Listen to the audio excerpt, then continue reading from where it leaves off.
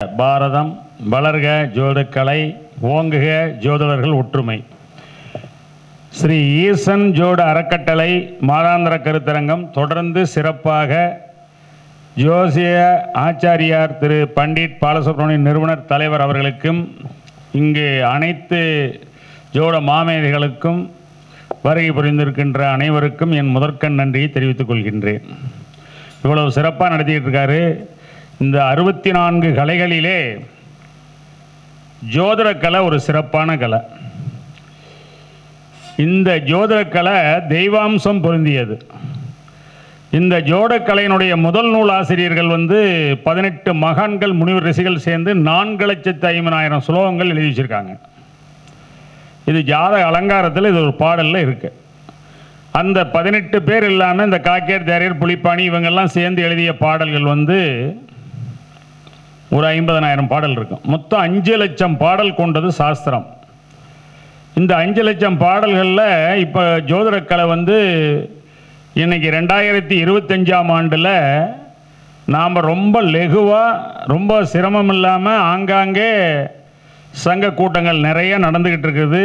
யூடியூப்பில் நல்ல கருத்துக்களை எல்லாம் மக்கள் வாரி வழங்கிட்டு இருக்காங்க. ஒவ்வொருத்தரும் அணுவணுவாக ஜோதிடத்தை பிரித்து அதில் 72,000 நாடி நரம்புகள் வரைக்கும் ஏறுற அளவுக்கு சொல்லிகிட்டு இருக்காங்க எல்லாருமே. இன்னைக்கு இந்த ஜோதிடக்கலையில் நாளைக்கு என்ன நடக்கிறது அப்படின்னு சொல்கிறது இந்த ஜோதிடக்கலை. இன்னைக்கு மாதாந்திர கூட்டத்தில் ஆடி மாதம் கடைசியில் இன்னைக்கு சனிக்கிழமை நாள் கோகுலாஷ்டமி நட்சத்திரம் முருகப்பெருமானுக்குரியது கிருத்திகை நட்சத்திரம். இப்பேற்பட்ட நன்னாளில் நாம் எல்லாம் ஒன்று கூடி இந்த ஜோட கருத்தரங்குக்கு வழிவகை அமைச்சு கொடுத்த பாலசுப்ரமணியம் அவர்கள் துணைவியார், அவர்கள் குடும்பம் இன்னும் மென்மேலும் சிறப்பு பெற்று நீடோடி வாழ எம்பெருமான் அர்த்தநாரீஸ்வரர் அம்மையப்பனை வாழ்த்தி வணங்குகிறேன். இந்த ஜோதிடக்கலையில் ஒவ்வொருத்தருக்கிட்டையும் ஒவ்வொரு விதமான அனுபவங்கள் சரக்குகள் அவங்கவுங்களுடைய படித்த அனுபவங்களை வச்சு ஏகப்பட்ட கருத்துக்களை வாரி வழங்கிட்டு இருக்காங்க. இதற்கு முன்னாடி பேசிய ஜானகிராமன், விஸ்வநாதன், ஆனந்தி, ராக்போர்ட் ராஜன் இவங்கெல்லாம் இப்போ பேசினாங்க. நம்ம திருச்செங்கோடு தலைவர் உதவி செக்ரட்டரி அவரும் பேசினார் நல்ல கருத்துக்கள்லாம். இந்த மாதிரி நல்ல கருத்துக்கள்லாம் ஒவ்வொரு இடத்துல ஒவ்வொரு மாதாந்திர கூட்டங்களில் இப்போ இன்றைக்கி 30 நாட்கள் இருக்குதுன்னா 60 கூட்டங்கள் நடக்குது. மொத்தம் ஒரு நாளைக்கு 2 கூட்டங்கள் நடந்துக்கிட்டு இருக்குது இந்த தமிழ்நாட்டில். நாம் 30 நாளுமே கூட்டத்துக்கு போகிற அளவுக்கு இன்றைக்கி சங்கங்கள் இயங்கிட்டு இருக்குது. எங்களதெல்லாம் ஆரம்ப காலத்தில் தாய் சங்கங்கள் இது ஒன்று தொடங்கி 1000 ஜோசியர்களை ஒன்று கூட்டி மாதாந்திர கூட்டத்துக்கே 100-200 பேரை வரவழைச்சு சிறப்பான முறையில் நல்ல முறையில் நாங்கள்லாம் இந்த கூட்டத்தை நடத்துறதுக்கு ரொம்ப கஷ்டப்பட்டோம். அந்த காலத்தில் அதில் இருந்த 1000 ஜோசியர்களில் ஒரு 200 முதியோர் ஜோசியர்களில் இறந்துட்டாங்க. அவங்கெல்லாம் ரொம்ப அனுபவசாலிகள். அவங்கெல்லாம் வாரி வழங்கிய கருத்துக்கள் தான் நாங்கள் இன்றைக்கி எல்லாம் எடுத்து சொல்லிட்டு இருக்கிறோம். இந்த 18 மகான்கள் முனிவர் ரிஷிகள் சேர்ந்து எழுதிய கருத்துக்களை தான் எடுத்து ஒவ்வொன்றா சொல்லிகிட்டு இருக்கிறோம். ஒரு ஜாதகத்தை கையில் கொடுத்தோன்னே ஜாதகத்தை எப்படி பார்க்கின்றது அப்படிங்கிறத நிர்ணயித்து பேசணும்னா வருஷ மாதம் தேதி டைமு பிறந்த இடம் அதுக்குண்டான ராசி லக்கண நட்சத்திர திசாபுத்தி இருப்பு பாதசார நவாம்சம் கரெக்டாக இருக்குதான்னு செக் பண்ணிட்டு தான் ஜோசியமே சொல்லணும். அதுக்கு அடுத்தது கிரகங்களை கவனிக்கின்ற பொழுது புலிப்பாணி மகன் என்ன சொல்கிறாருன்னா, காணப்பா குருபதி நிலைமை பாரு, கணமுள்ள ராசி நின்ற நிலையப்பாரு, லக்கணேச நிலையப்பாரு, திசபுத்தி பார்த்து உன் மனதை திடப்படுத்தி உத்தமனை அவர் ஊழ்வனையும் எடுத்து செப்புங்கிறார். அப்போ ஒரு ஜாதகத்துக்கு ராசி லக்கணத்துக்கு குரு மறையக்கூடாது. இப்போ ஜோட பிரம்மாண்ட சேகரத்தில் என்ன சொல்கிறாங்கன்னா, சரராசியல் குரு, ஸ்திரராசியல் குரு, உபயராசியல் குரு. சரராசியில் குரு இருக்கிறவங்க எப்படி வாழ்வாங்க, ஸ்திரராசியில் குரு இருக்கிறவங்க எப்படி பிழைப்பாங்க, உபயராசியில் குரு இருக்கிறவங்க எப்படி பிழைப்பாங்க அப்படிங்கிறதுக்கு ஒரு சின்ன ஒரு உதாரணம். சிரம்னா ரிஷபம், ஜிம்மம், கும்பம், விருச்சகம். இதை நாங்கள் சொல்ல வேண்டியதில்லை, உங்களுக்கு எல்லாத்துக்கும் தெரியும். இருந்தாலும் நாங்கள் சொல்ல வேண்டிய கடமை. இந்த ஸ்திரராசியில் குருவும் பிறந்த ஊரில் இருந்தாலும் செல்வாக்கு அடைய முடியாது. பிறந்த ஊரை விட்டு வேற ஊருக்கு போனால் தான் அவர் செல்வாக்கு அடைய முடியும். சரராசியில் குரு பிறந்த ஊரிலேயே வளர்ந்து பிறந்த ஊரிலேயே இருந்து பிறந்த ஊரிலேயே செல்வாக்கடைஞ்சு பிறந்த ஊரிலேயே பதவி அடைகிறதுக்கு உண்டான வாய்ப்புகளை கொடுக்கும் சரராசி குரு. உபயராசி குரு வெளிநாடு கொஞ்ச நாள், உள்ளூர்னு கொஞ்ச நாள், வெளி மாநிலம் கொஞ்ச நாள், இல்லைன்னா வெளியூர் கொஞ்ச நாள், உள்ளூர் கொஞ்ச நாள், இப்படி தான் கடைசி வரைக்கும் வாழ்ந்தாகணும். உபயகுரு பொன்னவன் சரத்திலேரில் புகழுடன் அரசர் பாலில் துன்மதி ஏதுமில்லா தூய்மையான தொழில் செஞ்சு பிழைப்பாங்களாம் சரராசியில் குருங்கிறீங்க. இப்படியெல்லாம் கருத்துகள். அந்த குரு 1-5-9 அல்லது 1-4-7-10 கேந்திரத்திலேயே இருப்பது சிறப்பு. லக்கணம் ராசி 2க்கும் மறையாமல் இருப்பது சிறப்பு. குரு பகவான் ஒரு ஜாதகத்தில் நல்ல நிலையில் இருந்தால் அவர் வாழ்க்கை சிறப்பாக இருக்கும். காரணம் என்ன? அவர் தான் காலப்புருஷ லக்கணத்துக்கு பாக்கிய விரையாதிபதி. ஒரு ஜாதகத்தில் ஏகப்பட்ட வாகனத்துக்கு அதிபதியாகி ஒருத்தர் பிழைக்கிறார் அப்படின்னா 9ஆம் அதிபதியும் குருவும் சுக்கிரனும் கேந்திர திரிகோணத்தில் இருந்தால் அநேக வாகனத்துக்கு அதிபதியாகி பிரபல மண்டலாதிபதியான உரைக்கலாமைன்னு ஒரு பாடல். காரணம், ஒருத்தருக்கு 200 பஸ்ஸு, 500 லாரி, டாரஸ்ட் நிறைய ஓடுது, கார் நிறைய இருக்குதுலாம். என்ன காரணம்னா அந்த 9ஆம் அதிபதியும் குருவும் சுக்கிரனும் கேந்திர திரிகோணத்தில் இருந்தால் அவங்க ஏகப்பட்ட வாகனத்துக்கு அதிபதியை படைக்கிறாங்க. அடுத்து 4ஆம் இடம் அப்படிங்கிறது உயிர் உள்ள காரகத்து தாய். உயிரற்ற காரத்தை சொகுசான வீடு, சொகுசான பங்களா, சொகுசான காரு எல்லாம் 4ஆம் இடத்தை பற்றி குறிக்கிறது. 4ஆம் இடம்ங்கிறது சென்னல் வயல் பூமி, சிறந்த கட்டடம், இதெல்லாம் சரலக்கணமாக இருந்து லக்கணாதிபதியே சரமேறி 4இல் இருந்தால் கோளொன்று 4இல் கொற்றவனே சக்கரவர்த்தியாய் வாழ்வான் அப்படிங்கிறான். இப்போ கடக லக்கணம், மேச லக்கணம், இப்போ துலா லக்கணம், மகர லக்கணம்லாம் சரலக்கணம். அந்த லக்கணாதிபதியே போய் 4 வர்ற போது இப்போ துலா லக்கணத்துக்கு 4 கூடையவர் லக்கணாதிபதி போய் 4 இருந்தாருன்னா அவ்வளோ சிறப்பு. அதில் இன்னொன்று என்ன சொல்கிறாங்கன்னா, அந்த லக்கணாதிபதி சரராசியில் இருப்பது 4ஆம் இடத்துல சந்திரனும் சுக்கிரனும் திக்பலம், 7ஆம் இடத்துல சனி திக்பலம், 10ஆம் இடத்துல சூரியன் செவ்வாய் திக்பலம், இப்போ லக்கணத்தில் புதன் குரு திக்பலம். இதில் துலா லக்கணத்துக்கு லக்கணாதிபதியே 4 போய் இருக்கிறது. அது சில பேர் மகர ராசியாக இருந்து துலா லக்கணத்துக்கு 4 சுக்கிரன் இருக்கிற ஜாதத்தை நாங்கள் பார்க்குற போது அவங்க ஏகப்பட்ட பூமி, வீடு, மனை, பொன் பொருள், ஆஸ்திகள், வண்டி, வாகனம், சகல சம்பத்தோடு பிழைக்கிறாங்க. நானும் ஒரு இதில் பார்த்துருக்கேன். இதெல்லாம் நாங்கள் கடகலக்கணத்துக்கு 4ஆம் அதிபதி சந்திரன் 4 இருந்து சுக்கிரன் அங்கே 4 இருந்தாலும் அந்த வேலையை செய்யுது. இதெல்லாம் அணு ரீதியில் என்னுடைய 44 வருட அனுபவத்தில் சொல்கிறேன். எனக்கு வயசு இப்போ 64. இப்போ முந்தா நாள் தான் எங்களுக்கு பிறந்த நாள் முடிஞ்சது. அதாவது இன்னொன்று சொல்கிறது, குருவும் சுக்கிரனும் அட்டமாதிபதியாகி 1, 4, 7, 10 கேந்திரத்தில் இருந்தால் குரு அட்டமாதிபதியே யாராருக்கு வருவார்? சிம்ம லக்கணத்துக்கு வருவார், ரிஷப லக்கணத்துக்கு வருவார். சரி, சுக்கிரன் அட்டமாதிபதி யாராருக்கு வருவார்? துலா லக்கணம், இன்னொரு லக்கணம் மீன் லக்கணம். இந்த 4 லக்கணக்காரர்களுக்கு குருவோ சுக்கிரனோ அட்டமாதிபதியாக கேந்திரத்தில் இருந்தால் அட்டம லக்கணத்தான் ஆயினும் வியாழன் வெள்ளி திட்டமாய் கேந்திரத்தில் இருந்திட அவருக்கு 100 சட்டன வயது உண்டாம், மிகுதனம் வித்தை உண்டாம், பொட்டன அரசனாவன் பூமியோர் அறியத்தானே. அவங்களெல்லாம் ஆயில் தீர்க்காயில். இப்போ ஆயில் பார்க்குற போது லக்கணாதிபதி அட்டமாதிபதி எல்லாம் சரராசியில் இருந்தால் தீர்க்காயில் சொல்லுவோம். தேகஸ்புடம், பிராணஸ்புடம், மிருத்யுஸ்புடம் போட்டு ஆயுர்தாயம் நிர்ணயம் பண்ணுவோம். ஆனால் ஆயிலுக்கு சந்திரனையும் சனியும் வச்சு ஆயில சிறப்பாக சொல்கிறாரு. ஜாதக அலங்காரத்தில் ஒரு பாடல், நீலனும் உச்சமாக நிலவதும் ஆட்சியாக எம்பெரும் யோகம் கண்டீர் இவனுக்கோ வயது 100. நீலன்னா சனி, நிலவுனா சந்திரன். நிலவுங்கிற சந்திரன் ஆட்சி பெற்று சனி உச்சமடைஞ்ச 100 வயசு. அட்டமாதிபதி குருவோ சுக்கிரனா கேந்திரத்தில் 100 வயசு. சூரியனுக்கு பின்னால் சனி இருந்த 80 வருஷம். புலிப்பாணி மகான் சொல்கிறாரு. சூரியனுக்கு பின்னால் குருவன் சுக்கிரன் 88 வருஷம் ஆயில.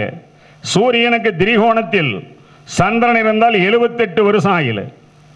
இதெல்லாமே பாடலோட ஆதாரத்தோட ஆதார சுருதியோடு சொல்லலாம். இதெல்லாம் புலிப்பணிகள் இருக்கு. அது மட்டுமல்ல, இப்போ ஆயிலுக்கு அதிபதி சனி, ஆண் வாரிசுக்கு அதிபதி சனி, தொழிலுக்கு அதிபதி சனி. இந்த 3 அவர் எம்பி பதவி கொடுத்த மாதிரி 3 டிபார்ட்மெண்ட் துறை அவர் கையில் கொடுத்துருக்காங்க. ஆயுளுக்கு அதிபதி சனி, தொழிலுக்கு அதிபதி சனி, அவரே ஆண் வாரிசுக்கு அதிபதி சனி. பூசம் அனுசம் உத்திரட்டாதியில் பிறக்கும் பொழுது 9 கிரகங்களும் பாதசாரத்தில் இருக்கின்ற பொழுது யாருக்கெல்லாம் பூச அனுசம் உத்திரட்டாதியில் கிரகம் இருக்குதோ அவங்களுக்கு ஆண் வாரிசு உண்டு. இப்போ காலபுருஷ லக்னத்துக்கு முதல் 5ஆம் இடம் மேசம், மேசத்துக்கு 5ஆம் இடம் சிம்மம். அந்த சிம்மத்துக்கு அதிபதி சூரியனை பூச அனுசம் உத்திரட்டாதி வாங்கின கிரகம் பார்த்தாலோ அல்லது சேர்ந்தாலோ ராசி அம்சம் 2லையும் பார்வை எடுத்துக்கணும். நம்ம ராசி மட்டும் பார்த்துட்டு விடக்கூடாது, அம்சம் மிக மிக மிக துல்லியமாக கவனிக்கணும்.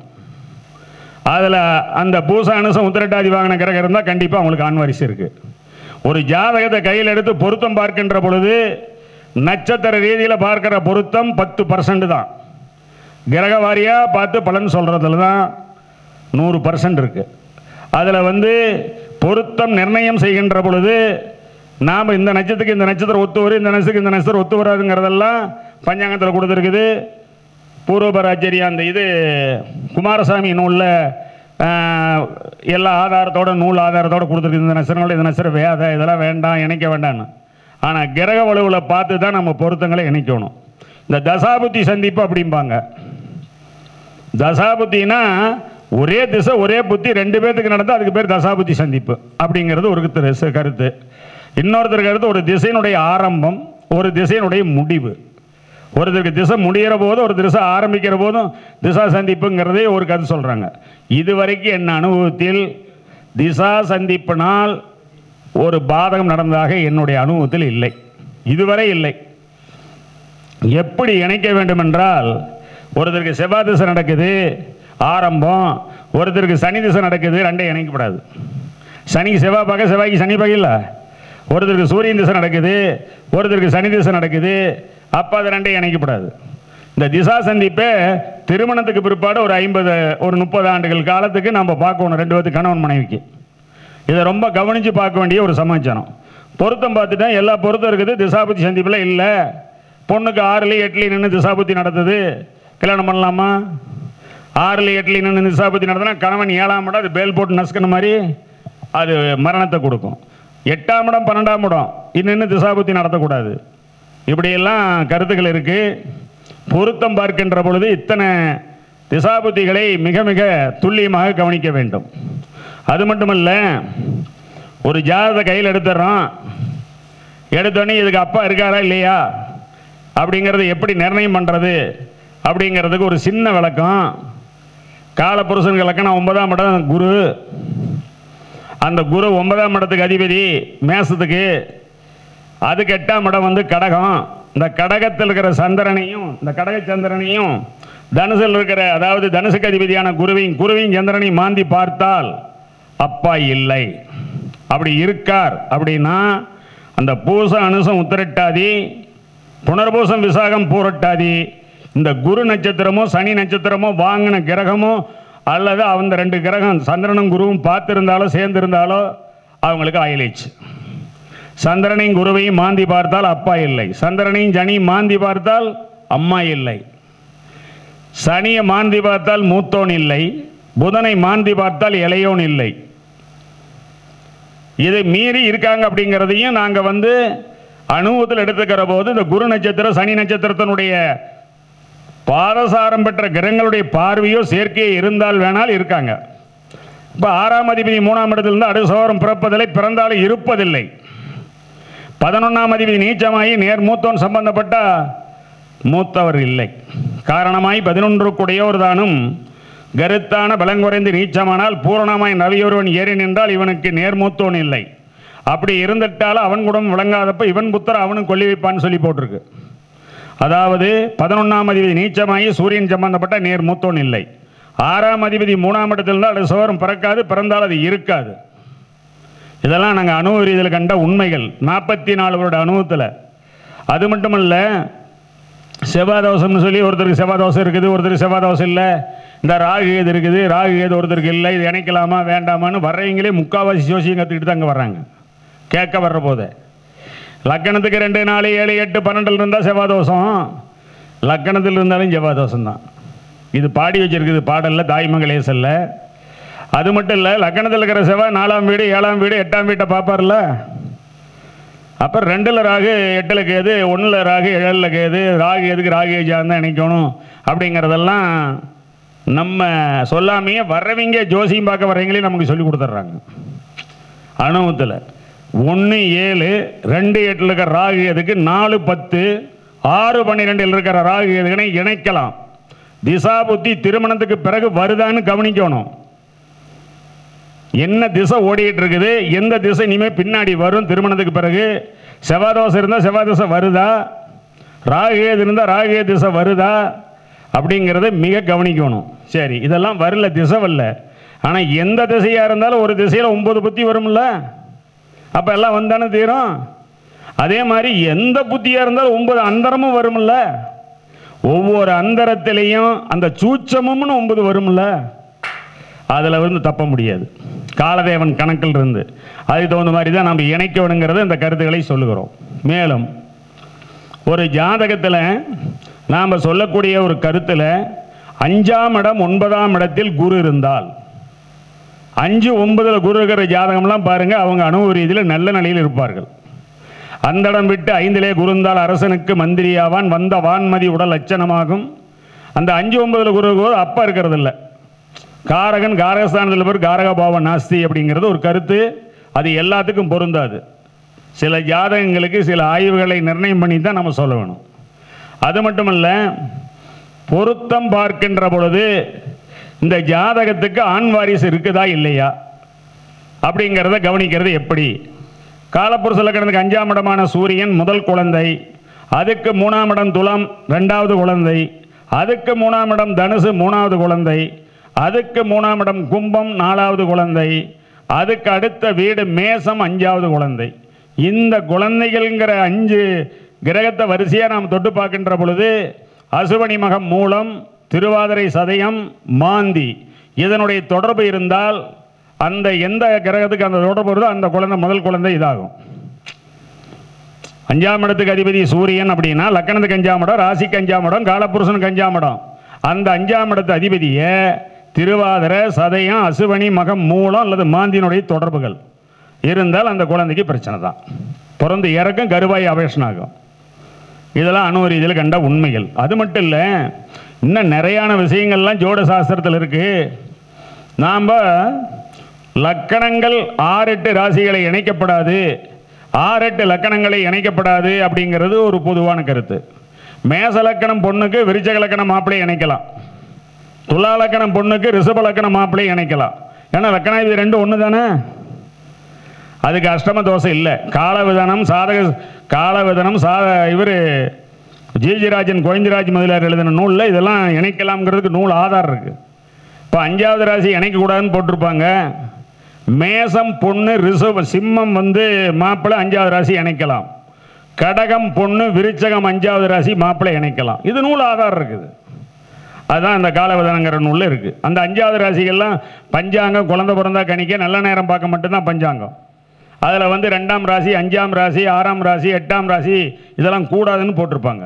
ஆனால் 8வது ராசி இணைக்கலாம், 5வது ராசி இணைக்கலாம். இந்த 2 ராசிக்கு மட்டும்தான் விதிவிலக்கு. மேசத்துக்கு விருச்சகம், துலாவுக்கு ரிஷபம், மேசத்துக்கு சிம்மம், கடகத்துக்கு விருச்சகம், இதுக்கு விதிவிலக்கு உண்டு இணைக்கலாம்ங்கிறதுக்கு. இப்போது ஜாதக ரீதியில் 7 கிழமைகளுக்கு 7 நட்சத்திரங்கள் கொடுத்துருக்கான். செங்கதிரோன் வாரம் பரணியுமாக, செழுமதிக்கு சித்தரை சேய்க்கு உத்தராடம், பொங்குபுதன் அவிட்டம் புகற்கு பூராடம், காரியினால் ரேவதிமாக, மங்கையவள் மலர்ந்தால் மலடியாவல், மன்னவன் மனை கொள்ளான் மரணமாவன், குழந்தை பிறந்தால் அது யமனுக்கே சொந்தம்னா. ஞாயிற்றுக்கிழமை பரணி, திங்கக்கிழமை சித்தரை, செவ்வாய்க்கிழமை உத்தராடம், புதன்கிழமை அவிட்டம், வியாழக்கிழமை கேட்டை, வெள்ளிக்கிழமை பூராடம், சனிக்கிழமை ரேவதி. இந்த சொற்பொழிவை நான் பேசிட்டு போயிட்டு இலங்கையிலிருந்து ஒருத்தர் ஃபோன் பண்ணார். ஏங்க நீங்கள் இந்த கிழமையும் இந்த நட்சத்திரம் ஆகாதுங்கிறீங்க, நான் உயிரோடு இருக்கிறேன், நீங்கள் பாடின பாடல் உண்மையாக நான் இருக்கிறது உண்மையான்னு கேட்டார். அதுக்கு நான் விளக்கம் கொடுத்தேன். ஒரு நட்சத்திரத்தினுடைய ஆதியந்த பரம நாளிகை 60 நாளிகை 65 நாளிகை இப்படியெல்லாம் கணக்கு வர்றதில்ல. அமிர்த கடிகைன்னு ஒரு நேரம் இருக்குது, 1.5 மணி நேரம் 3.25 நாளிகை. அந்த அமிர்த கடிகையில் பிறப்பார்களானால் அந்த தோஷங்கள் ஒன்றும் செய்வதில்லை. ஒவ்வொன்றுக்கும் ஒவ்வொரு விதிவிலக்கு இருக்குது. லக்கணத்தில் குரு இருந்தால் 1,00,000 கூட்டம் இருந்தால் நிவர்த்தி ஆகுங்கிறான். லக்கணத்தில் புதன் இருந்தால் 1000 கூட்டங்கள் இருந்தால் நிவர்த்தி ஆகுங்கிறான். லக்கணத்தில் சுக்கரன் இருந்தால் 10,000 குற்றங்கள் இருந்தால் நிவர்த்தி ஆகும்னு ஒரு கருத்து. சந்திர கேந்திரத்தில் குரு நின்னால் கஜகேசரி யோகம்னு ஒரு கருத்து. இந்த கஜகேசரி யோகங்கிறது எல்லா தோஷங்களையும் விலக்கி அவங்கள பேரும் புகழும் செல்வம் செல்வாக்கோட கொண்டு வருங்கிறது ஒரு கருத்து.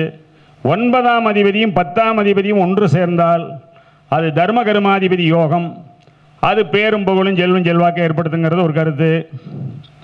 அந்த 9ஆம் அதிபதியும் 10ஆம் அதிபதியும் ஒன்று சேர்ந்து என்ன சாரத்தில் இருக்காருங்கிறத கவனித்து தான் நம்ம சொல்லணும். சாரம் தெரியாமல் ஜோதிடம் சொன்னால் ஜோதிடம் சோரம் போகும், தவறாகும். சாரம் மிக மிக மிக முக்கியம். அது மட்டும் இல்லாமல் இந்த ஜோட சாஸ்திரத்தில் காதல் திருமணம் அப்படிங்கிறத பற்றி நம்ம ஆனந்தி அவர்கள் பேசினாங்க. அவங்க நல்ல சிறப்பாக 12 இலக்கணங்களுக்கு அப்படியே வரிசையாக கொண்டுக்கிட்டு வந்தாங்க. யார் யார் மேலே காதல் எப்படி என்னங்கிறதுக்கெல்லாம் தெளிவான விளக்கம் கொடுத்தாங்க. அவங்களுக்கு ஒரு நன்றி.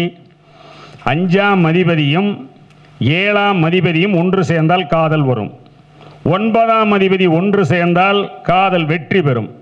இல்லைன்னா காதல் வெற்றி, காதல் தோல்வி, காதல் தேவதாஸ் கதை தான். அதாவது 5 கூடையும் 7 கூடையும் சேர்ந்தால் தான் காதல் வரும். 9 கூடையும் சேர்ந்தால் தான் காதல் வெற்றி பெறும். 9 கூடையும் ஏறலாம் காதல் தோல்வி தான் அடையும். காத்திருந்த முண்டாட்டி நேற்று வந்து கூட்டிகிட்டு போயிட்டாங்கிற மாதிரி அந்த மாதிரி சில கருத்துக்கள்லாம் சிலதெல்லாம் அமைஞ்சிரும். அதுக்கு என்ன காரணம்னா அந்த கிரக வலுவு தான். இதில் ஒரு ஜாதகத்தில் நாம் வந்து இந்த காதல் வெற்றி, இந்த காதல் தோல்வி, காதல் தேவதாஸ் கதை இது மூணையும் சொல்கிறோம். எல்லாரும் காதலிச்சவங்களையே கல்யாணம் பண்ணிக்கிறது இல்லை. 7ஆம் அதிபதி சிரமேர்னா ஒரே தாரம், 7ஆம் அதிபதி சரமேர்னா 2 தாரம், 7ஆம் அதிபதி உபயமேர்னா 3 தாரம். அது தாரத்துக்கான சொல்லக்கூடாதுங்கிறான். காரணம், நீங்கள் ராசிக்கு 7ஆம் அதிபதியா, லக்கணத்துக்கு 7ஆம் அதிபதியா, காலப்புருஷனுக்கு 7ஆம் அதிபதியாங்கிறதையும் மூணையும் கவனிக்கணும். சாரத்தை மீனாக கவனிக்கணும். இந்த சரம் சிரம் உபயத்துக்கு இத்தனை விளக்கங்கள் கொடுத்துருக்குது. சிவதாசன் ரவி எழுதின நாடி நூலில் கொடுத்துருக்கிற கருத்து, அதாவது என்ன கொடுத்துருக்காங்க அப்படின்னா, இந்த 7ஆம் அதிபதி சரம் சிரம் உபயத்துக்கு மட்டும் சொல்லாமல் ஒரு ஜாதக நாடி நூலில் குரு அந்த ஜாதகர், சுக்கரன் அப்படிங்கிறது மனைவி. இந்த குரு நிவந்தொன்னி சுக்கரனை மட்டும் தொட்டுட்டா அந்த ஜாதகர் வள்ளுவன் வாசிகி மாதிரி சத்தியவான் சாவித்திரி மாதிரி ஒத்துமையாக தான் இருப்பாங்க கடைசி வரைக்கும். இடையில யாரும் உள்ளே போத முடியாது. குருங்கிறது ஜாதகர் ஆண் ஜாதகத்துக்கு, சுக்கரன்கிறது மனைவி. அந்த குரு நிவந்தொன்னி ஆண் ஜாதகத்தில் சுக்கரனை தொடணும், இல்லைன்னா அதுக்கு 1-5-9 திரிகோணத்தில் இருக்கணும். சரி, சுக்கரனுக்கு குருவுக்கும் ஒரு ஜாதகத்தில் ஆண் ஜாதகத்தில் சுக்கரன் இருக்கும் வீட்டிற்கு, இந்த குரு இருக்கும் வீட்டிற்கு 6வது வீட்டில் சுக்கரனோ அல்லது 8வது வீட்டில் சுக்கரனோ இருந்து விட்டால் திருமண வாழ்க்கை சிறப்பில்லை. இது அணு ரீதியில் கண்ட உண்மை. அது வக்கரமாக இருக்குதாங்கிறதையும் கவனித்து தான் சொல்லணும். வக்கரம்னா ரிவேர்ஸில் வரதாக அர்த்தம். பெண் ஜாதகத்தில் சுக்கரன்கிறது பெண்ணு, செவ்வாய்ங்கிறது கணவர். அந்த சுக்கரன் நிவந்தொன்னி செவ்வாயை தொட்டுச்சுன்னா அந்த கணவன் மனைவி கடைசி வரைக்கும் ஒற்றுமையாக இருப்பார்கள். அந்த சுக்கரனுக்கும் செவ்வாய்க்கும் நடுவாண்ட ராகு கேது வந்துட்டா அந்த மாதிரி ஜாதகங்கள் டைவர்ஸ் நிறைய ஆயிடுது. குருவுக்கும் சுக்கரனுக்கும் நடுவாண்ட அந்த கேது ராகு கேது வந்துட்டாலும் திருமண வாழ்க்கை அவ்வளவு சிறப்பிப்பது இல்லை. இது அணு ரீதியில் கண்ட உண்மைகள். அது மட்டும் இல்லை, ஒரு மனிதன் சிறு வயசுலேருந்து கடனே 1 ரூபா வாங்காமல், கடனும் படாமல், யாருக்கும் கடனும் கொடுக்காம நல்லாவே சிறப்பாகவே இருக்கிறான். சரி, ஒரு மனுஷன் கடன் பட்டுறான். கடனுக்கு என்ன காரணம்? குடும்பாதிபதி பஞ்சமாதிபதி குலவிய வியமாரெட்டில் திடமலா சேயன உதித்த காலை அடங்கிடும் சொல்லை கேளாய் அரைக்காசு கையில் வையான் கடங்காரன் ஆவான் என்று கலைமுனி அருள் செய்தாரே. அப்போ 2-5 கூடையவர் ஒரு மனிதனுக்கு 6-8-12 மறைந்து விட்டால் அந்த ஜாதகன் கடங்காரன் தான். அப்போ 2-5ஆம் இடம் கெடக்கூடாது. 2-5 கெட்டவங்களுக்கு நம்ம என்ன சொல்லணும்? சிறு வயசுலேருந்து கூட்டு சேராத, அடுத்தவங்க நம்பாத, பணம் வாங்கி தராத, கையெழுத்து போடாத, ஜாமீன் போடாத, இந்த மாதிரி சொந்த தொழிலெல்லாம் செஞ்சிடாத, கவனமாக இருந்துக்கணும். பெற்றோர்கள்டே அந்த ஜாதகத்தை கணிக்கிற போது நம்ம சொல்லணும். 2-5 கூடை கட்டுற ஜாதகத்துக்கு. அதுவும் இல்லாமல் 11ஆம் அதிபதி ஓராறும் ஈராரெட்டில் ஒளிந்திட லாபக்கோளே வாராது செல்வம் வறுமையே வாழ்நாள் எல்லாம் ஊரேது பேரேது வீடேது அப்படிங்கிற மாதிரி 11 கூடையும் 6-8 12 மறையக்கூடாது. இது 11ஆம் இடங்கிறது ஒரு லாபஸ்தானம். இதை மெயினாக கவனிக்கணும். இப்போ இத்தனை ஜோசியர்கள்லாம் வந்திருக்கீங்க, ஒரு ஜோசியருடைய ஜாதகத்தையாவது கொடுத்தீங்கன்னா 3 வகையிலையும் சேமிப்பு இருக்குதா இல்லையான்னு ஒரு நிமிஷம் சொல்லிடலாம். அதுக்கு ஒரு விளக்கம். லக்கணத்துக்கு 8ஆம் இடம், ராசிக்கு 8ஆம் இடம், காலப்புருஷனுக்கு 8ஆம் இடம். இந்த 3 8ஆம் இடத்தையும் அசுபனி மகம் மூலம் திருவாதிரை சதயம் மாந்தி இதனுடைய தொடர்பு இல்லாமல் இருந்தால் அவன் கண்டிப்பாக சேமிப்போடு தான் இருப்பான். கடனும் பட மாட்டான், செல்வாக்காக இருப்பாங்க, ஏமாற மாட்டாங்க. சனி செவ்வாய் 2ம் கெடாமல் இருந்தால் தொழிலில் பிரகாசமாக இருப்பான். எந்த தொழில் செஞ்சாலும் அந்த தொழிலில் பிரகாசமாக இருப்பான். லக்கணம் காலப்புருஷ லக்கணத்துக்கு அதிபதி செவ்வாய், 10ஆம் அதிபதி சனி. சனி தொழில் அதிபதி, அவர் லக்கணாதிபதிங்கிறது செவ்வாய். சனி செவ்வாய் நல்லா கெடாமல் இருக்கிற ஜாதகம்லாம் பாருங்கள், அனுபவ ரீதியில் ரொம்ப சிறப்பாக இருப்பாங்க. ஐயா உங்கள் ஜாதகத்தை எடுத்துட்டீங்களா? கையிலேயே வச்சுருங்க, கேட்குறதுக்கு மட்டும் பதில் சொல்லுங்கள். நீங்கள் லக்கணம் என்ன? மிதனத்துக்கு 8ஆம் இடம் சனி தானே? சனி பகவான் என்ன சாரத்தில் இருக்கார் உங்களுக்கு? திருவோணம். அதில் கட்டத்தை போடுங்க. கட்டத்தை ஐயா வாங்கி போட்டுருங்க, யாரோ ஒருத்தர் போடுங்க. உங்களுக்கு எல்லாத்துக்கும் அனுபவமாக இருக்கட்டும், விளக்கங்களை சொல்லலாம். யாரோ ஒருத்தர் ஒரு கட்டம் வாங்கி போடுங்க, அவருடைய அந்த 9 கிரகத்தையும் எழுதுங்க. அதனால் மிதுன லக்கணத்துக்கு 8ஆம் இடம் சனி, காலப்புருஷனுக்கு 8ஆம் இடம் செவ்வாய், ராசி என்னவோ ராசிக்கு 8ஆம் இடம் கிரகம்.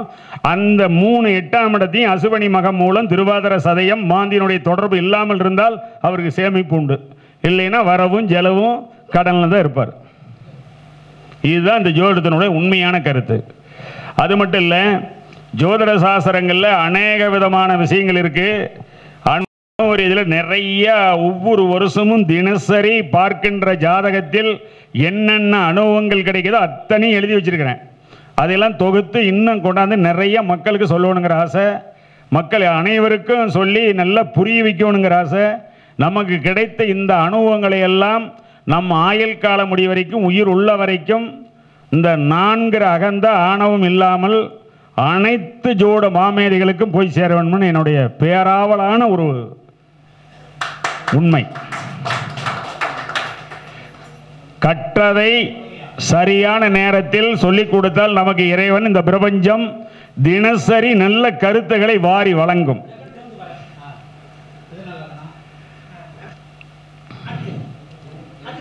அப்படியே அம்சம் போட்டுருங்க, அப்பதான் டக்குன்னு தெரிஞ்சுக்க முடியும். சாரம்லாம் என்னென்ன சாரமே எழுத வேண்டியதில்லை. ராசி அம்சம் போட்டால் பாசாரம் சொல்லி போடலாம், பாசார சொன்னால் ராசி அம்சத்தை கணிச்சிடலாம்.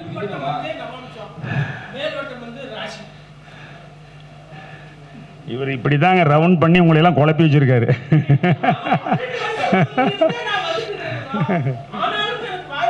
அதனால் மக்களுடைய மதிய உணவு நேரத்தையும் அனுசரித்து, சிலர் சுகர் பேஷண்டாக கூட இருக்கலாம், அவங்களெல்லாம் பசியோடு வாட வைக்கக்கூடாது. டைமிங் காலத்தையும் அனுசரித்து இவர் ஜாதகத்தை சொல்லி இன்னும் நல்ல கருத்துக்களை எல்லாம் சொல்ல வேண்டும் என்று நினைக்கின்றேன். போட்டுட்டோம்.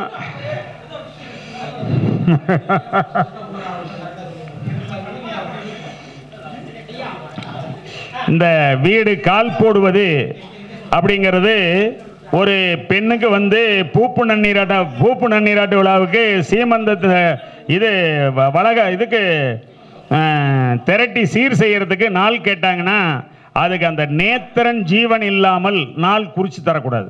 நேத்திரம்னா 2 கண்ணுள்ள நாள், ஜீவன்னா உயிர் உள்ள நாள். அது இந்த திரட்டி சீருக்கெல்லாம் அதை கரெக்டாக பார்த்து குறித்து கொடுக்கணும். தாராபலம் சந்திரபலம் பார்த்து குறித்து கொடுக்கணும். அப்புறம் இன்னொன்று என்ன, பிறந்த ஜாதகத்துக்கு திருமண நாளுக்கு நாள் குறிக்கின்ற பொழுது ஒவ்வொருடைய ஜாதகருக்கும் படுபட்சி இல்லாமல் அதிகாரப்பட்சி நாள்லேயும் தாராபலம் சந்திரபலம் உள்ள நாள்லேயும் இந்த நாள் இந்த நட்சத்திரம் சேரக்கூடாது, இந்த கிழமையும் இந்த நட்சத்திரம் சேரக்கூடாது. இதுக்கு ஒவ்வொரு நட்சத்திரத்துக்கும் ஒவ்வொரு கிழமைக்கும் ஒரு கணக்கு இருக்குது. அது திருப்பதி தேவஸ்தான பஞ்சாங்கத்தில் சில கருத்துக்கள்லாம் கொடுத்துருக்காங்க. அதனுடைய அடிப்படையில் குறித்து தரணும். இதெல்லாம் பார்த்து நம்ம குறித்து தர்றது மிக மிக நல்லது.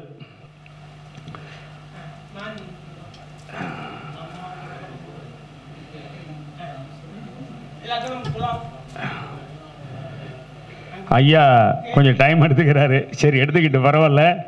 மேலும் நம்ம ஜோட சாஸ்திரத்தில் சொல்ல வேண்டிய இன்னும் நிறையான நுணுக்கங்களில் விஷயங்களில் ஒருத்தருக்கு திருமணமே இல்லை. ஏன் திருமணமே நடக்கலை, அதுக்கு என்ன காரணம்? இப்போல்லாம் அந்த காலத்தில் 17, 19 பொண்ணுங்க வயசு வேண்டாவே 15, 17, 19, 21 பையன் பிள்ளை எல்லாத்தையும் கல்யாணத்தை மூச்சு போடுவாங்க.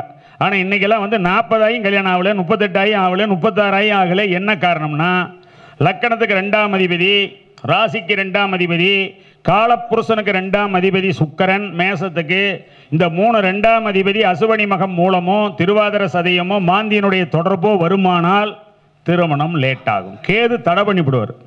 கேது அந்த கேது பார்வையோ கேது நட்சத்திரமான அசுவனி மகம் மூலத்தில் நின்ற கிரகங்கள் அந்த 2ஆம் அதிபதியை பார்த்தாலும் திருமணம் லேட் ஆகும். இது நாங்கள் லேட் ஆகிற ஜாதகம் அத்தனையும் பார்த்துருக்கோம். சரி ஐயா, மிதுன லக்கணம், மிதுன லக்கணத்துக்கு 8ஆம் இடம் சனி, அது சேமிப்பு. அந்த சனி பகவான் அம்சத்தில் எந்த வீட்டில் இருக்கார்? கடகத்தில். அப்போ அவர் என்ன திருவோணம் 4ல் இருக்கார். அந்த அம்சத்தில் இருக்கிற சனியை மாந்தி பார்த்துட்டாரா? பாட்டாருங்களா? 7ஆம் பாரிய நவாம்சத்தில் சூரியன் மாந்தியோட முதல் சேமிப்பு அவுட்டு. 10க்கு 11ஆம் இடம் தான் 8ஆம் இடம். சரி, ராசிக்கு 8ஆம் இடம் அது புதன். அந்த புதன் துலாவில் இருக்கார். அந்த துலாவில் இருக்கிற புதன் நவாம்சத்தில் எந்த கிரகத்தோட சம்மந்தப்படுறாரு? புதன் சந்திரனோடவா? சந்திரனோட சேர்றாரு, சுக்கரனோடவும் இருக்காரு. அப்போ அந்த புதனை பாருங்க, கேது பார்த்துட்டாரு. கேது பாருங்களா, ரிவர்ஸ் பார்வையோ 11ஆம் பார்வையோ பார்த்துட்டாரு. சரி, அதுக்கு அடுத்தது காலப்புருஷனுக்கு 8ஆம் இடம் செவ்வாய். செவ்வாய் ஆட்சி பெற்றுட்டாரு. ஆனால் அந்த செவ்வாய் என்ன சாரத்தில் இருக்காரு? அனுசம் 2ல் இருக்காரு. அந்த செவ்வாயை எந்த கிரகம் பார்க்குது? குரு பார்க்குறாரு. குரு ரேவதி 1ல் வாங்கி பார்க்குறாரு. சரி, அடுத்தது நவாம்சத்தில் அந்த செவ்வாயை யாரை பார்க்குறாங்க? சனி பார்க்குறாரு. சனி பகவான் திருவோணசர் வாங்கி ஒரு சேமிப்பு மட்டும்தான் அவருக்கு நல்லா இருக்கு. 3 சேமிப்பில் ஒரு சேமிப்பு 100 ரூபாய் அப்படின்னா அதில் ஒரு 33 ரூபா 50 காசு அவருக்கு சேமிப்பு இருக்குதுன்னு அர்த்தம். ஐயா,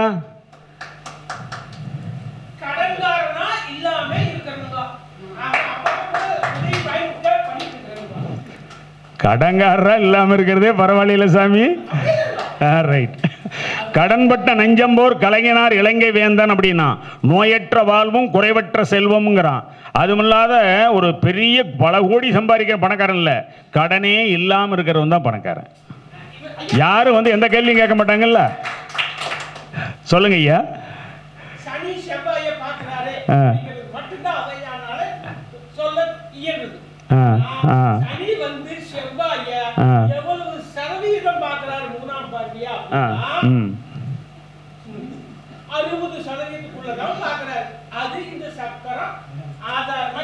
நீங்க எல்லாம் இதுக்கு மட்டும் இல்லையே, டிகிரி வாரியா 100 டிகிரி வாரியாவும் சொல்லிடுவீங்க. இப்போ 60% பாஸ் மார்க் தானே.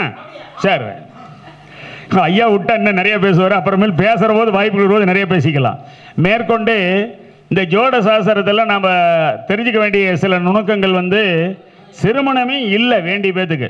அந்த ஜாதகங்களெல்லாம் எடுத்து ஆராய்ச்சி பண்ணி நாங்கள் பார்த்தோம். அது நாங்கள் சொல்கிற மாதிரி கிரகநிலைப்படி தான் அந்த ஜாதகம் இருக்குது. அது எந்த மாதிரி கிரகங்கள் இருந்தால் அவங்களுக்கு திருமணமே இல்லை அப்படிங்கிறதுக்கு நூல் ஆதாரம் இருக்குது. அதாவது 7ஆம் அதிபதி 11ஆம் அதிபதி இதெல்லாம் கணக்கு வச்சு நாங்கள் அணு ரீதியில் எழுதி வச்சிருக்கோம்.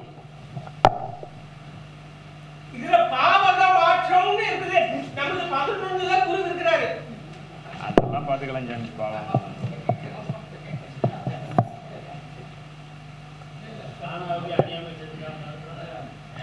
ஒரு ஜாதகத்தில் ஒரு பொண்ணு ஜாதகத்தை கையில் எடுக்கிறோம். அது தீர்க்க சுமங்கலியான பொண்ணா தீர்க்காயுசு உள்ள பொண்ணா அப்படிங்கிறத எப்படி நிர்ணயம் பண்ணுறது அப்படிங்கிறதுக்கும் ஒரு விளக்கங்கள் என்ன. 9ஆம் அதிபதி பாவனமாய் அது பாவர்மனையில் ஏறினாலும் அது தீர்க்க சுமங்கலி தான் 9ஆம் அதிபதி. மேசலக்கணத்துக்கு 9ஆம் அதிபதி யார்? குரு தானே. அந்த 9ஆம் அதிபதிங்கிறவர் பாவர்மனை எது? சூரியன் மன பாவர்மனை, செவ்வாய் மன பாவர்மனை, சனி மன பாவர்மனை. அதில் இருந்தால் அவங்க தீர்க்க சுமங்கலி தான் மேசலக்கணமாக இருந்தால். ஒரு உதாரணத்துக்கு அது மாதிரி 9ஆம் அதிபதி பாவர்மனையில் இருக்கிறவங்களாம் தீர்க்க சுமங்கலியாக இருப்பாங்க. அதே ஜாதகம் பெண்கள் ஜாதகத்தில் 8ஆம் இடத்துல சூரியன் செவ்வாய், அப்புறம் 7ஆம் இடத்துல சனி, கொஞ்சம் நல்லா கவனமாக கேளுங்க. அட்டமத்தில் அரிகுஜன் தங்கிட சட்ட சப்தமத்தில் காரி துளங்கிட நஷ்டமின்றிய நாயகன் பாரியால் துஷ்ட நஞ்சினியை ஊற்றிக் கொள்வாள். இது கௌசிக நாடிங்கிற நூலில் இருக்குது.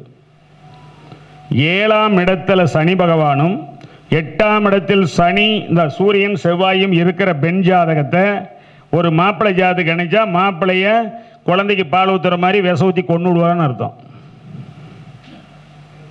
சாதாரண விஷயம் இல்லை.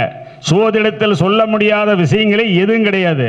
நாமெல்லாம் படிக்கலைங்கிறதான் காரணம் ஒழிய அத்தனை விஷயங்களையும் ஆதார சுருதியோடு சொல்ல முடியும்.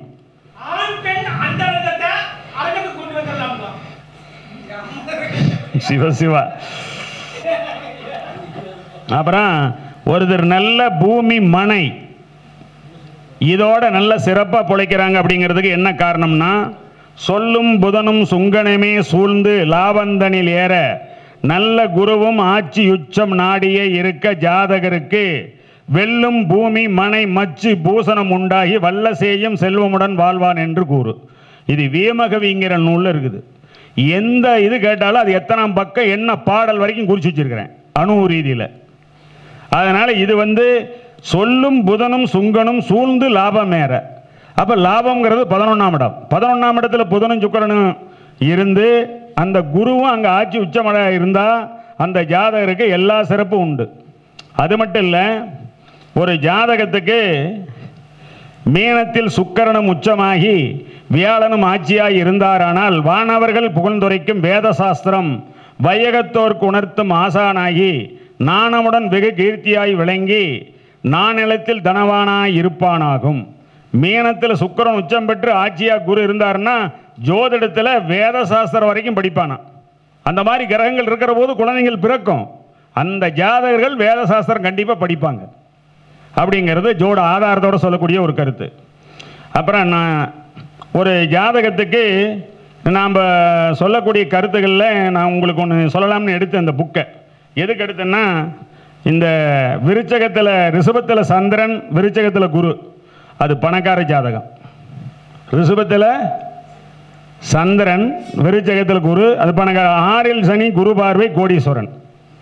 6இல் சனி இருந்து குரு பார்த்தா அது அந்த ஜாதகர் நல்ல நிலையில் தான் அவங்க அணு ரீதியில் இருக்காங்க நான் பார்த்த வரைக்கும். இன்னொருத்தர் ஒரு பொண்ணை கொடுக்குறாங்க, இந்த மாப்பிள்ளை கொஞ்சம் நல்லவரா கொஞ்சம் பார்த்து சொல்லுங்க.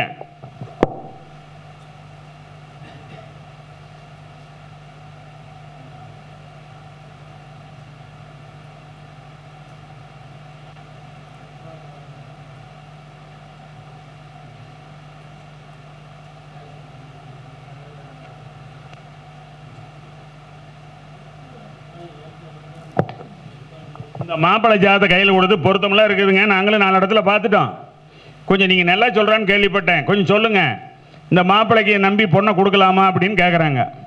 மங்களன் ராசி தன்னில் மாபுதன் வாசம் செய்ய அங்கவன் தன்னை செவ்வாய் அணைந்திட நோக்க பந்தயம் போட்டியாலே பணமதை விரயமாக்கி நிந்தனை போதையாளால் நெறியலாது உழல்வாரே. மங்களன் ராசி எதுங்க? மங்களன்னா செவ்வாய்க்கு ராசி மேசம் விருச்சகம். அந்த மேசம் விருச்சகத்தில் புதன் இருந்தால் மாபுதன் வாசம் செய்ய அங்கவன் தன்னை செவ்வாய், அந்த மேசத்திலேயோ விருச்சகத்திலேயோ புதன் இருந்து செவ்வாய் பார்த்தால் அந்த ஜாதகன் எப்படி இருப்பான்னா மது மாது மங்கை சூது எல்லாத்திலையும் சொத்தை பூரா கம்ப்ளீட் இழந்துருவான். இது அணு ரீதியில் கண்ட உண்மை. ஒரு ஜாதகத்துக்கு எழுதி கொடுத்த இத்தனாவது வயசுக்குள்ள இதெல்லாம் பூரா விரயமாயிரும். அதே மாதிரி தாச்சு. அதுக்கு சொல்கிறேன் இன்னொரு ஐட்டம். மங்களன் ராசி தன்னில் மாபுதன் வாசம் செய்ய அங்கவன் தன்னை செவ்வாய் அணைந்திட நோக்க பந்தயம். பந்தயம்னு இது சூட்டாட்டம் சூதாட்டம்னு சொல்கிறோம். இப்போ என்ன சொல்லுவோம், ஷேர் மார்க்கெட்னு சொல்லுவோமா? சரி, பந்தயம் போட்டிகளாலே பணமதை விரயமாக்கி நிந்தனை போதையாலே நெறியிலாது உழல்வாராமே. போதையினா மது. அப்போ அந்த மாதிரி ஜாதகங்களுக்கு பொண்ணு கொடுக்க சொல்லக்கூடாது. ஒரு ஆண் ஜாதகத்தில் ஒழுக்கமானவரா அப்படிங்கிறது எதை வச்சு பார்க்கறது? 6, 7, 8 குடையர் ஒன்று சேர்ந்தாலும் அந்த ஜாதகம் ஒழுக்கம் இல்லை. இது அணு ரீதியில் கண்ட உண்மை. ஒரு ஜாதகத்துக்கு இப்பெல்லாம் முகூர்த்தம் குறிக்கிறாங்க, நாள் குறிக்கிறாங்க. அதில் வந்து வளர்பிறை எப்படி, தேய்பிறை எப்படி. தேய்பிறைனா வேண்டாங்க, இதில் முகூர்த்தம் வேண்டாங்க, வளர்பிறையில் குறித்து கொடுங்க அப்படிங்கிறாங்க. மாதாந்த 3 நாளும் வருடாந்த 1/10 தீதான்ற கிரணந்தேண்டும் தின முன் பின் சேர்ந்த வேலும் காந்த கண்ணாய் நாளில் காடையறு கடிகை தானும் வேதாந்த முணர்ந்தோர் தீதென்று உரைத்தார் மிகவும் தானே. மாத கடைசி 3 நாள், வருடக் கடைசி 15 நாள், கிரணத்துக்கு முன்னாடி 3 நாள், பின்னாடி 3 நாள், கிரணம் 1 நாள், மொத்தம் 7 நாட்கள். இதெல்லாம் வந்து நட்சத்திரத்தினுடைய கடைசி 2 நாளிகை. இந்த மாதிரி நாளில் முகூர்த்தம் குறித்து தரக்கூடாது. இதை வந்து நூல் ஆதாரத்தோட பாடலோட இந்த விளக்கம் இருக்குது. அதாவது மாதத்தினுடைய கடைசி 3 நாள். அப்போ கல்யாணம் நாள் குறிக்கிற போது ஆவணியில் ஒரு 30 தேதி இருக்குதுன்னா 27 தேதிக்கு முன்னாடி தான் கல்யாணத்துக்கு முகூர்த்தம் குறித்து தரணும். மாதம் 3 நாள் இருக்கிறது பொண்ணோடு மாப்பிளோடு அழைக்கிறது, கோயிலுக்கு போகிறது, சாந்தி முகூர்த்தம் வைக்கிறது, எல்லா வேலையும் இருக்குதில்ல. அதனால் மாத கடைசி 3 நாள் முன்னாடி, வருட கடைசினா பங்குனி 15க்கு மேலே முகூர்த்தம் குறிக்கக்கூடாது. கிரணத்துக்கு ஒரு சூரிய கிரகணம் சந்திர கிரகணம் மேலே வருது, அந்த கிரகணம் 1 நாள், முன்னாடி 3 நாள், பின்னாடி 3 நாள், இதெல்லாம் வந்து நாள் குறிக்கக்கூடாது. ஒரு நட்சத்திரம் கடைசி 2 நாளைக்கு இருக்கிற போது ஒரு சுப முகூர்த்த நேரம் குறித்து தரக்கூடாது. இதெல்லாம் நூல் ஆதாரத்தோடு உள்ள கருத்து.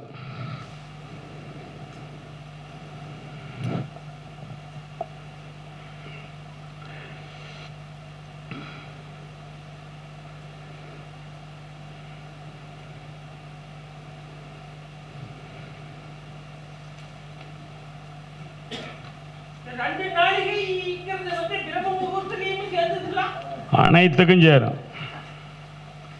பிரம்ம முகூர்த்தங்கிறது நல்லது தான், நான் இல்லைன்னு சொல்ல. அதுக்கும் வந்து நாம் கொஞ்சம் கவனித்து பார்த்து பலன்களை புள்ளி விவரமாக சொல்லணும்.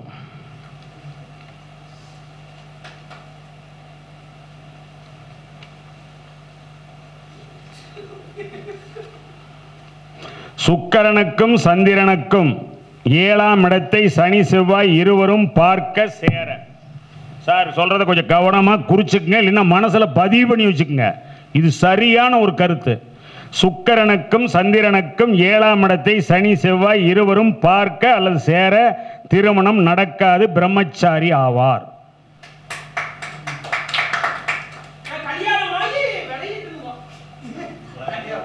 சாமி கமன இருங்க. சுக்கிரனுக்கும் சந்திரனுக்கும் 7ஆம் இடத்தை சனி செவ்வாய் இருவரும் பார்க்க சேர திருமணம் நடக்காது, அந்த ஜாதகம் பிரம்மச்சாரி ஆவார். இது அணு ரீதியில் கண்ட உண்மை. சரி, பெண் ஜாதகத்தில் லக்கணத்தில் சனி, நல்லா குறிச்சுக்குங்க, இல்லைன்னா பொறுமையாக சொல்கிறேன், தெளிவாக எழுதிக்குங்க. லக்கணத்தில் சனி, 5இல் சூரியன், 9இல் செவ்வாய் பெண் ஜாதகத்தில் இருந்தால் இளமையில் விதவை.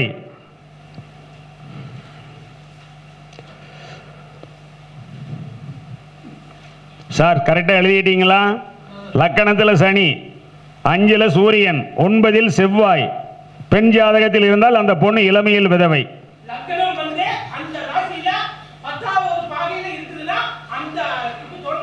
அதெல்லாம் நீங்க டிகிரி வாரியா பார்க்க சொல்றீங்க, அதெல்லாம் பார்த்துக்கிட்டு மக்கள். லக்கணத்துக்கு 11ஆம் இடத்தோனும், இது அருமையான கருத்து தான்.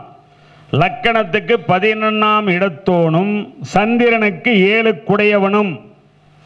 லக்கணத்துக்கு 11ஆம் அதிபதி, சந்திரனுக்கு 7ஆம் அதிபதி, இருவரும் ஒரு வீட்டில் இருந்தால் கல்யாணம் இல்லை. இருந்ததுன்னா கொடுங்க, நூல் ஆதாரத்தோட நான் அதுக்கு பார்க்குறேன். இத்தனை வருஷம் அனுபவத்தில் புள்ளி விவரமாக சொல்கிறேன் உங்களுக்கு, அப்படியே பச்சை மரத்தில் ஆணி அடித்த மாதிரி. இதெல்லாம் சரியான ஒரு கருத்து. 7ஆம் அதிபதி 5இல் நின்று லக்கணாதிபதி 6, 8, 12இல் இருந்தால், தன் 2ஆம் வீட்டதிபதியும் 6, 8, 12 இருந்தால் தன் வயது 40க்கு மேலே தான் கல்யாணம். 25 வயசுலேருந்து 15 வருஷமாக பொண்ணு பார்க்குறாங்க, கல்யாணம் அப்படிங்கிறான்.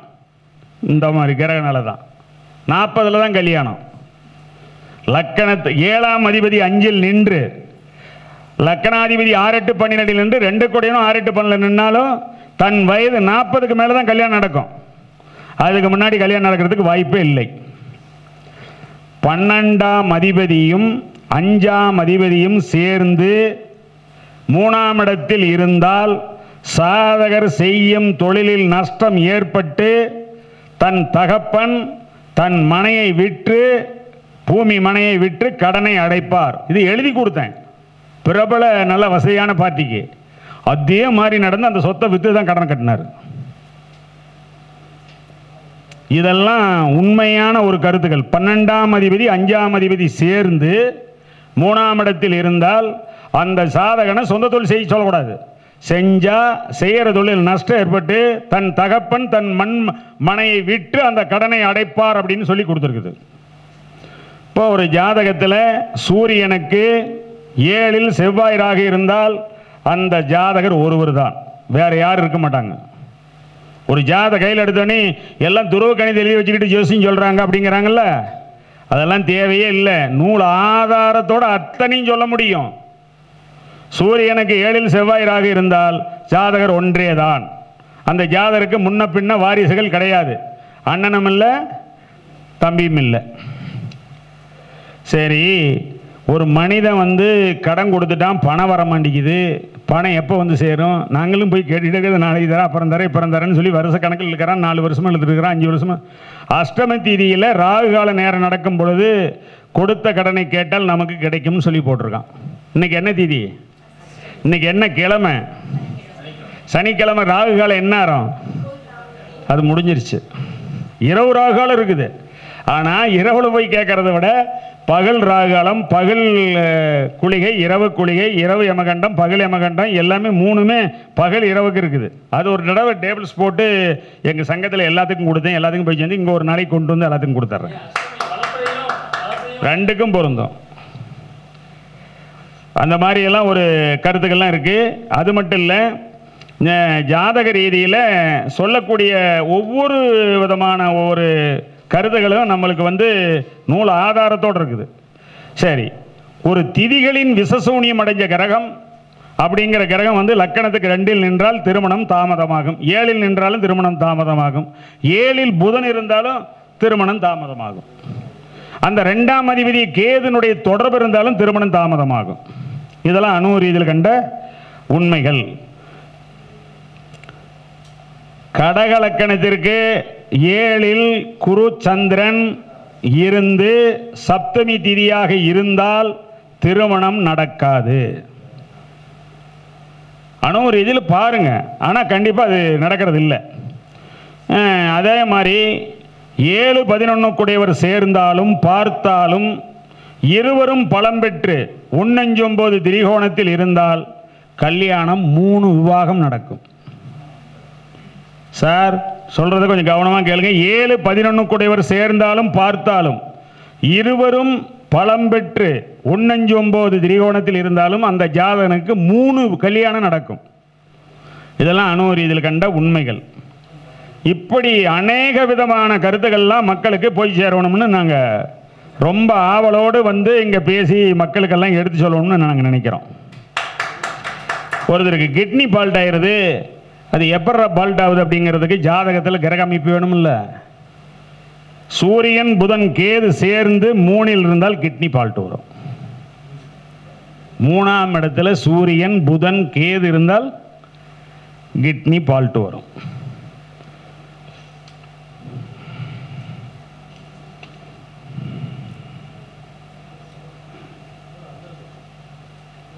சித்திர நட்சத்திரத்தில் 27 நட்சத்திரத்தில் சித்திர நட்சத்திரம்னு ஒன்று இருக்குதுல்ல, அதை விஸ்வகர்மான்னு சொல்லுவோமா? அந்த சித்திர நட்சத்திரத்தில் 3ஆம் பாதத்தில் புதனும் ராகு இருந்தால் 40 வயசுக்கு மேலே தான் கல்யாணம். துலாவில் ராகும் துலாவில் புதனும் சித்திர நட்சத்திரம் 3ஆம் பாதத்தில் இருந்தால் 40 வயசுக்கு மேலே தான் கல்யாணம் நடக்கும். அதுக்கு முன்னாடி கல்யாணம் நடக்காது.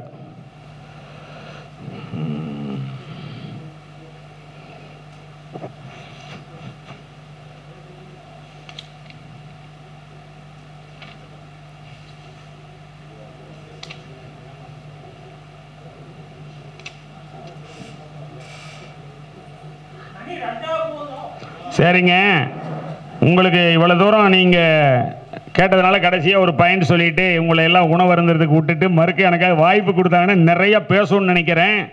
எனக்கு பேசுகிறது நிறைய சொல்லணும் மக்களுக்கு, அப்படி போய் சேரணும் கருத்துக்கள்லாம் அப்படின்னு நினைக்கக்கூடிய ஆள்.